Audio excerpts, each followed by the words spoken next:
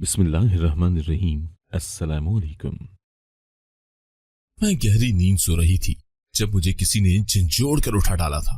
मैं हड़बड़ा कर उठ बैठी तो सामने अपने मामू को बड़े गजबनाक अंदाज में घूरते हुए पाया था।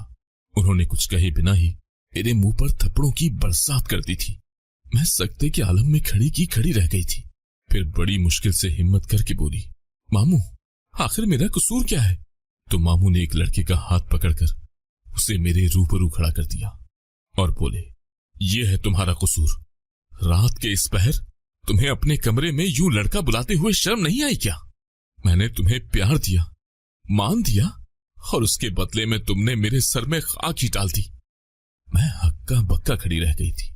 मैं सारों कतार रोते हुए बोली, मामू मैं इस शख्स को नहीं जानती, मुझे नहीं मालूम ये मेरे कमरे में क्या कर रहा था।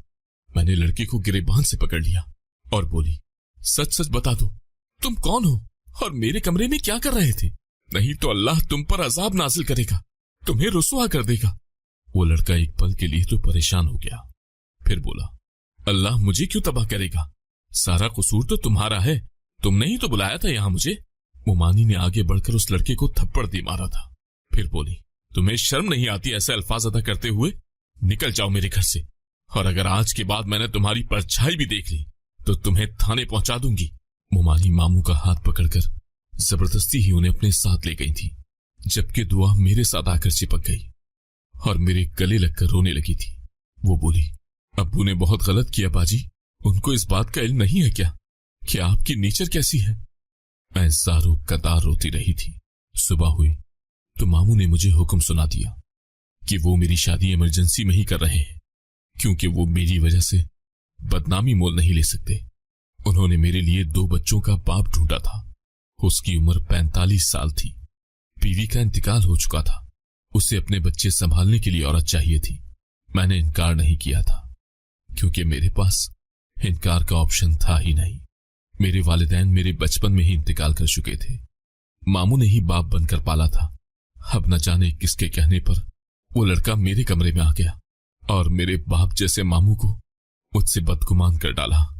तो मैं क्या करती? मोमानी और उनकी बेटी दुआ ने बहुत एहतजाज किया, मगर मामू ने मेरी एक न सुनी। निकाह के पेपर्स के साथ वो मुझसे दीगर कागजात पर भी साइन करवाते रहे। मैंने कोई सवाल न किया, क्योंकि मुझे अपने मामू से बहुत मोहब्बत थी। हमने बहुत अच्छा वक्त साथ गुजारा था। उन्होंने हमेशा मुझे अपनी बेटी से भी ज्यादा मान दिया था। मैं शादी करके इब्राहिम के घर आ गई थी। अजीब से खालीपन ने मुझे अपने हिसार में लिया हुआ था। इब्राहिम बहुत ही कम गो थे, बात भी न करते, उनको बस अपने बच्चों से गर्ज था। मेरा दिल इब्राहिम की तरफ से बदगुमान होने लगा था। मैं हर लम्हा परेशान रहती थी। इसी परेशानी ने मुझे बीमार कर दिया था। मगर तब इब्राहिम ने मेरा इस कदर ख्याल रखा कि मैं तंग रह गई थी। तभी उन्होंने अपनी मोहब्बत का इजहार भी कर दिया। मेरी जिंदगी सेट होने लगी थी। एक दिन मामू की कॉल आई तो मेरी आंखों में खुशी के आंसू आ गए। मैंने फोन उठाया तो मामू बोले, बेटा दुआ तुम्हारे घर आई है क्या? मैं बोली, नहीं तो। मामू मुझे कस्में देकर मुझसे सच पूछते रहे। मैंने बार बार इनकार किया तो उन्होंने फोन बंद कर दिया। अभी आधा घंटा ही गुजरा था कि मेरे गेट पर दस्तक हुई। जाकर दरवाजा खोला तो सामने ही मामू और मोमानी खड़े थे। दोनों ही गम और परेशानी से निढाल थे। मामू मुझे देखते ही बोले, बेटी मैं तुम्हारी सारी जायदाद तुम्हें वापस करने को तैयार हूं, तुम बस मुझे मेरी बेटी दे दो। मैं बोली, कैसी जायदाद?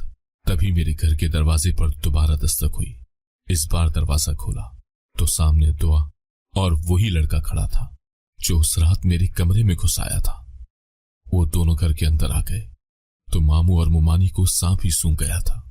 दुआ बोली, नाजिया मैंने अबरार से शादी कर ली है, तुमसे आखिरी बार मिलने आई हूं और तुम्हें कुछ बताने भी आई हूं। अबरार तुम नाजिया को सब कुछ बता दो।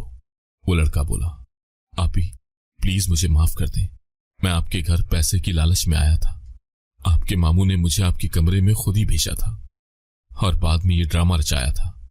इस काम के उन्होंने मुझे 10,000 रुपए दिए थे। उस रात मेरी नजर दुआ पर पड़ गई, वो मुझे बहुत अच्छी लगी। मैंने उससे बड़ी मुश्किल से राब्ता किया था और हमें एक दूसरे से मोहब्बत हो गई तो हमने भाग कर शादी कर ली। मामू अपना मुंह पीटने लगे थे। वो बोले, नासिया, तुम्हारे नाम तुम्हारे बाप की सारी जायदाद थी। मेरी नजर शुरू से ही उस जायदाद पर थी, इसीलिए मैंने तुम्हें पाल पोस कर जवान किया था। फिर तुम्हारे निकाह वाले दिन वो सारी जायदाद तुमसे हथिया ली थी। मैं रोते हुए बोली, मामू, जायदाद की खातिर आपने मेरी इज्जत की भी परवाह न की। आप मुझसे मांग लेते तो सब कुछ आप पर कुर्बान कर देती। कम से कम आप ऐसे तो ना करते। मामू ने जायदाद की मुंतकली के कागजात फाड़ दिए थे और फिर देखते ही देखते वो सब मेरे घर से चले गए थे। मैं ये सोचती रह गई कि मुझ बेआसरा का सहारा अल्लाह बना था, और जिसका अल्लाह हो जाए वो उसके लिए काफी हो जाता है। मामू को मकाफात अमल की चक्की ने पीस कर रख दिया था। अगर आपको आज की कहानी पसंद आई है तो वीडियो को जरूर लाइक कीजिएगा और अपने दोस्तों के साथ भी शेयर कीजिएगा। और हाँ, अगर आपने अभी तक हमारा चैनल सब्सक्राइब नहीं किया तो जरूर सब्सक्राइब करें। मिलते हैं कल एक नई और दिलचस्प कहानी के साथ। अल्लाह हाफिज।